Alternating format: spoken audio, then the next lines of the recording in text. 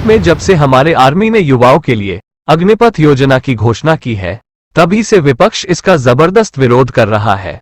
उनका तर्क है कि यह योजना भारत के भविष्य और सेना की संरचना के लिए बेहद खतरनाक है। उनके अनुसार ये धोखेबाज योजना है और इससे भविष्य में देश का युवा खुद ही समाज के लिए खतरा बन जाएगा। क्या सचमुच ये योजना इतनी बुरी है और मोदी सरकार का इसे लाने का उद्देश्य क्या सचमुच वही है जो आज विपक्ष बयान कर रहा है? चलिए इस योजना के हर पहलू पर नजर डालकर इसे आसानी से समझने का प्रयास करते हैं।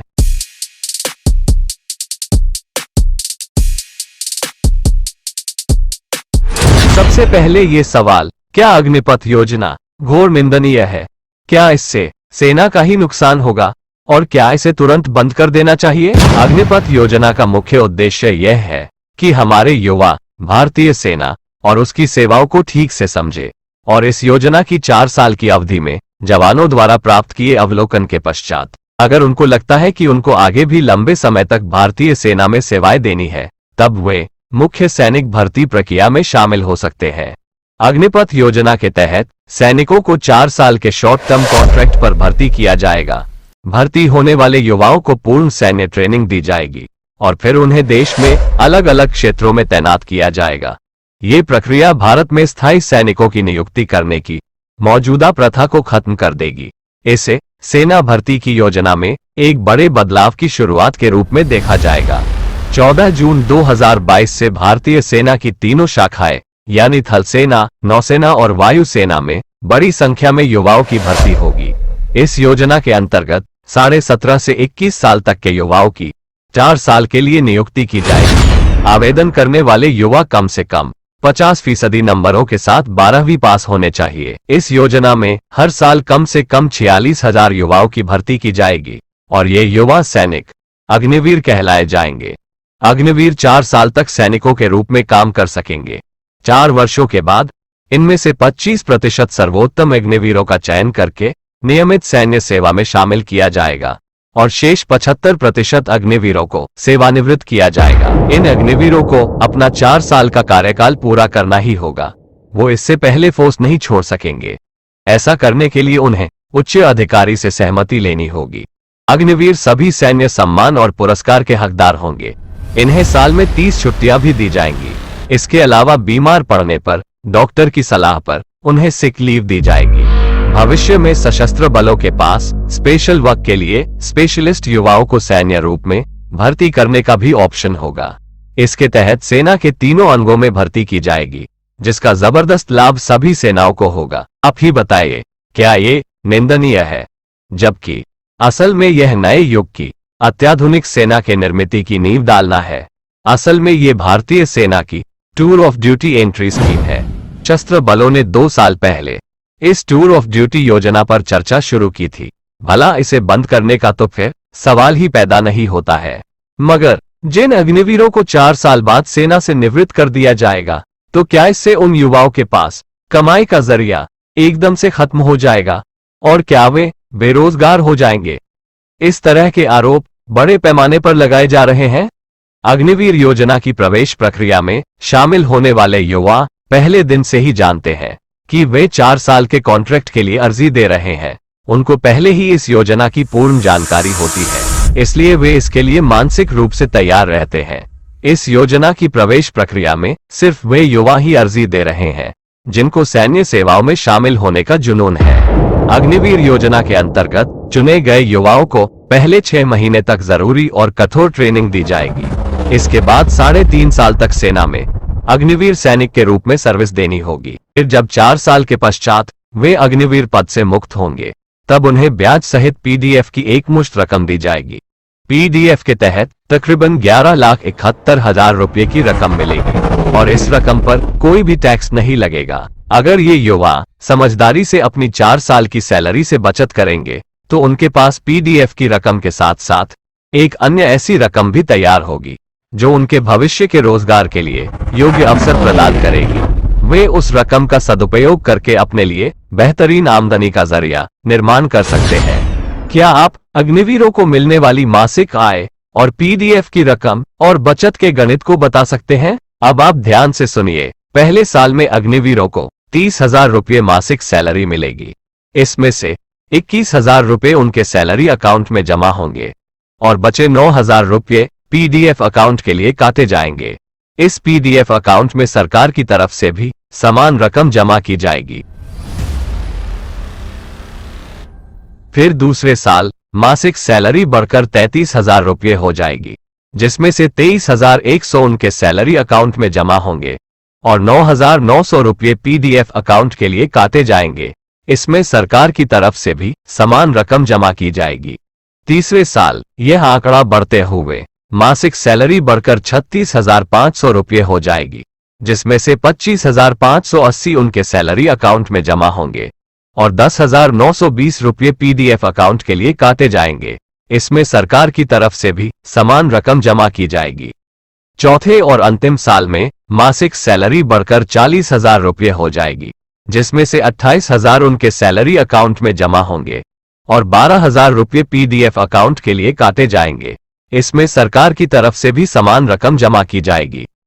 इन 4 सालों में पीडीएफ के लिए सैलरी से काटी जाने वाली रकम और उसमें समान प्रमाण में सरकार की तरफ से अदा की जाने वाली रकम, ये कुल मिलाकर 10,04,000 रुपये हो जाती है, जिसमें ब्याज की रकम जोड़कर यह आंकड़ा 11,71,000 हो जाता है, जो कि अग्निवीरों को सेवानिवृत्ति के बाद मिलने वाली एक मुश्त रकम है। चूंकि अग्निवीरों की सैलरी भी इनकम टैक्स से मुक्त है, तो ऐसे में अगर हर अग्निवीर अपने इन हैंड सैलरी का तीसरा हिस्सा बचत के रूप में जमा करके रखेगा, तो तकरीबन 4,22,720 रुपये बचत करके रख सकता है।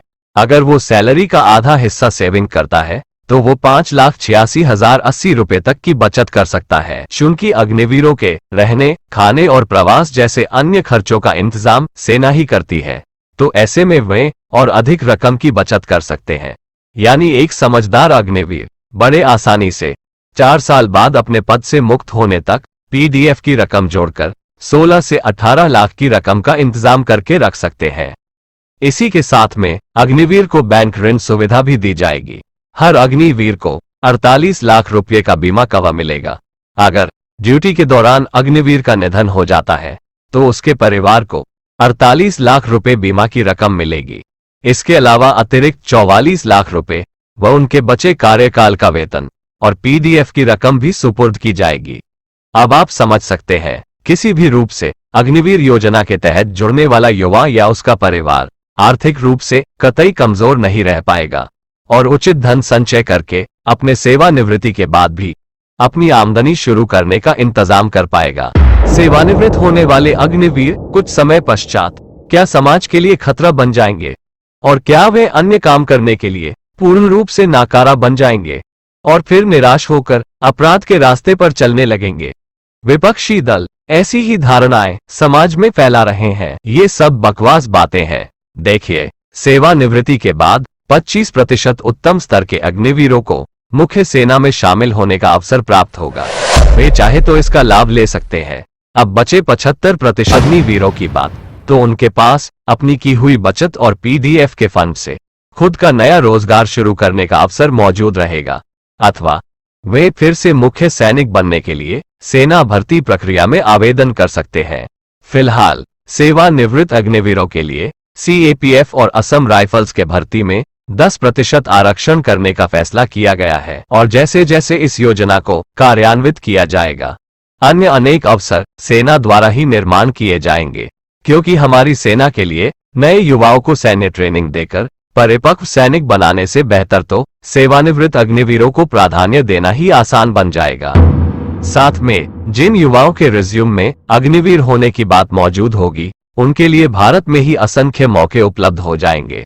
समाज में इनको एक अलग दर्जे से देखा जाएगा और ये भी देश को एक नए आत्मविश्वास से सेवा प्रदान करेंगे, क्योंकि 4 साल के सैन्य प्रशिक्षण व सेवा में रहकर जो राष्ट्रवादी व्यक्तित्व का विकास इनमें होगा, वह शब्दों में बयान करने लायक नहीं है।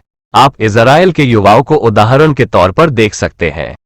हमारे देश में जो लोग इस उत्तम योजना का जानबूझकर विरोध कर रहे हैं, वे असल में इन अग्निवीरों के रूप में निर्माण होने वाले राष्ट्रवादी व राष्ट्रहितैषी युवाओं से चिंतित हैं। विरोधियों को ऐसा भारत नहीं चाहिए जो आत्मविश्वास, आत्मसम्मान और राष्ट्रहित से सरोबार मस्तिष्क वाले युवाओं से भरा हो, क्योंकि ये अग्निवीर वे राष्ट्रभक्त युवा रहेंगे जिनके लिए असंभव शब्द का कोई मतलब नहीं रहेगा। यही बातें वे अपनी 4 साल की सैन्य शिक्षा में सीखेंगे।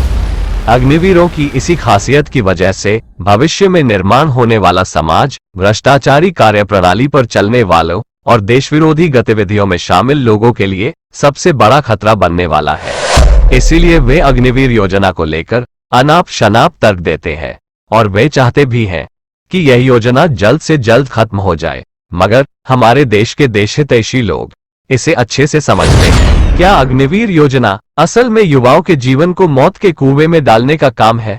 क्या भारतीय सेना देश के युवाओं के जीवन से सबसे बड़ा धोखा कर रही है? जो भी युवा सैन्य भर्ती के लिए आवेदन करता है तो वो इस काम के खतरे को अच्छे से जानता है।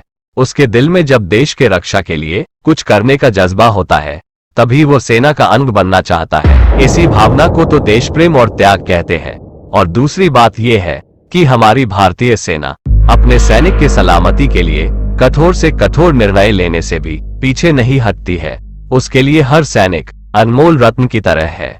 सेना अगर पेड़ है तो सैनिक उसकी शाखाएं हैं। 4 साल की सेवा पूरी करने के बाद अग्निवीर को अग्निवीर कौशल प्रमाण पत्र मिलेगा, जिसमें अग्निवीरों द्वारा उनकी सेवा काल के दौरान अर्जित की गई कौशलता और दक्षताओं का उल्लेख इस प्रमाण पत्र पर किया जाएगा। अग्निवीरों को पेशेवर सैनिक बनने के लिए सभी आवश्यक प्रशिक्षण प्रदान किया जाएगा और वे मुख्य सैनिकों की तरह ही सभी तरह के वीरता पुरस्कारों के लिए भी पात्र होंगे। और इन अग्निवीरों को रक्षा क्षेत्र में विभिन्न भर्तियों के लिए प्राथमिकता दी जाएगी। आज भारतीय सेना अपने जवानों के लिए सर्वोत्तम सुविधाएं और सर्वोत्तम प्रबंधन कर पाने के काबिल है।